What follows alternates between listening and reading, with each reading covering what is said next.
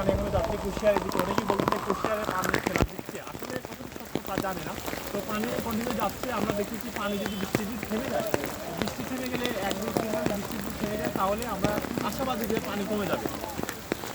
আর ওখানের পানি তো ওখান লইয়া কিছু হবো।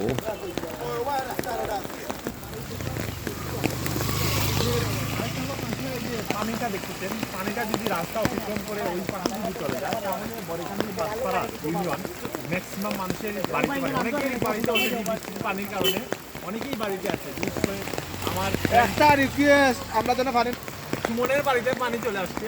আমি সুমন বাংলাদেশে নাই, সুমন চলে গেছে বিদেশে। এখন ওর জন্য আমরা খুবই দোয়া করতেছি। ওর ফ্যামিলিতে আমি এবং আমার ফ্রেন্ড শাকিল আমরা কন্টিনিউ খোঁজখবর নিচ্ছি যে পানির কী অবস্থা। ওনাদের ফ্রেন্ড দূরপ্রবাসে চলে গিয়েছেন গত 2022-এর বন্যাতে। আমাদের ফ্রেন্ড ছিল, আমাদের সাথেই ছিল।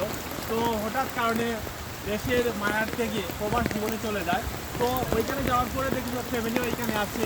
তো ফ্যামিলি, আমি এবং আমার ফ্রেন্ড শাকিল আমরা দুজনই কন্টিনিউ খোঁজখবর নিচ্ছি যে পানির কী অবস্থা। অলরেডি ওরা ঘর থেকে বের হতে পারছে না পানির কারণে। ওদের দাঁড়িয়ে আপনারা দেখতে পাচ্ছেন যে নিজের সামনে কিছু পানি জমে জমাটা, এই পানি যদি অতিক্রম করে ফেলে তাহলে মাছপাড়া ইউনিয়ন ডুবে যাবে।